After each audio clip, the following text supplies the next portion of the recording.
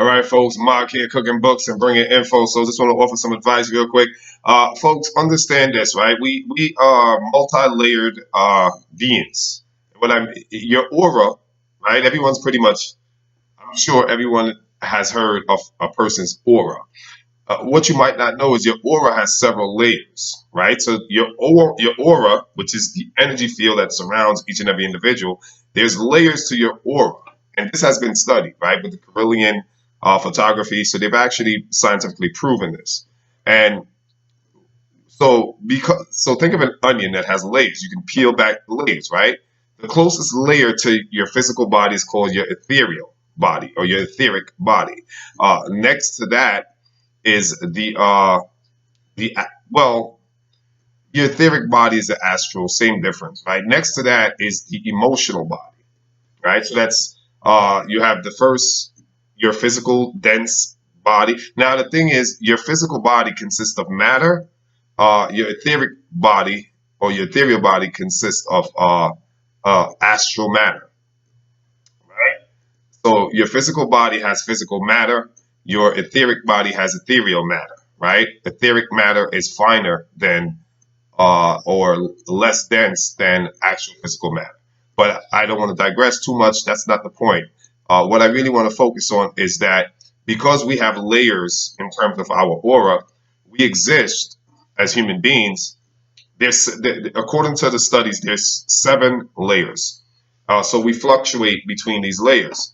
Uh, the third layer out from your physical body out is the emotional body.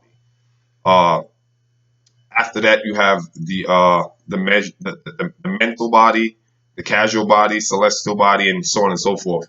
And so the emotional body is the third layer out from your physical body, and the mental body is right outside of that. So because the mental and the emotional body are pretty much bordering each other, the emotional body tends to penetrate the mental body often, and the mental body tends to penetrate the emotional body often, right? So there's a because of the proximity, right? There's a constant uh, interpenetration going on, right? And that's totally fine. It's normal. It's healthy. But here's what we need to be aware of. So this is why they say if you conjure up negative thoughts, you conjure up negative feelings, and if you conjure up negative feelings, you continue to conjure up negative thoughts. So negative thoughts conjures negative feelings conjures a continued negative thinking. And this is what we call a feedback loop, right? You think negative, you feel negative. The more negative you feel, the more negative you think. The more negative you think, the more negative you continue to feel. The more negative you continue to feel, the more negative you continue to think. And this is what's called a feedback loop. Woe unto the inhabitants of the earth that is stuck betwixt this vortex, right, of existence. I use the term vortex because it really is, right? You're being sucked into a whirlwind that's inescapable and destructive. So it is important, folks, that we monitor our thinking. Monitor your thinking, monitor your thoughts, alter your thinking, alter your thoughts, and you will alter your feelings. And remember, emotion starts with the word emotion starts with the letter E. E stands for energy, and then the other letters are spells motion. So emotions are energy in motion. And in my previous videos, I spoke about your vibratory rate and how it's like your credit score. It determines where you can live, where you can, it determines everything. What's going to be attractive to you, what you're going to repel, etc., etc. So it's important that you understand your thinking patterns. Be critical with yourself. Be very critical with your thinking patterns. Spend time looking in the mirror and speaking to yourself. It's vitally important. It's very important. Ignore this to your own peril. Very important that you speak life into yourself. You have to speak life into yourself. You have to be your own cheerleader. You have to encourage yourself. I mean, throughout the Bible, there are characters that have encouraged themselves. You have to be able to lift and self motivate. A lot of people get motivated by circumstance, conditions, or happenings, or they meet someone. So they feel upbeat about life. They got a promotion on their job. They feel upbeat about life. They came into what's called a windfall profit, right? They feel upbeat about life. You know, uh, they won some prize or something. They feel upbeat about life, and none of that is wrong. That's totally natural and normal. Good things happen. You should feel good, but you don't want to rely or become codependent upon things happening, good things happening, in order for you to feel good. You see the problem with that? This has to happen for me to feel good.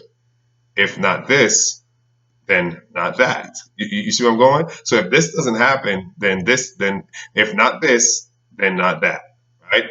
If this good thing happens, then I feel good. If this good thing doesn't happen, then I guess I feel the opposite of that. So you see, you don't ever want to rely on the things in your surrounding, in your environment, to uh, manipulate, to control, or dictate or determine how you should feel about yourself and how you should feel, uh, as a being. Your feelings, right, should be based off an internal state, not the external surroundings. It should be based off the internal happenings, right? I'm not saying that your happenings shouldn't determine how we feel. What I'm saying is you should take the happenings that are external and transition them to internal.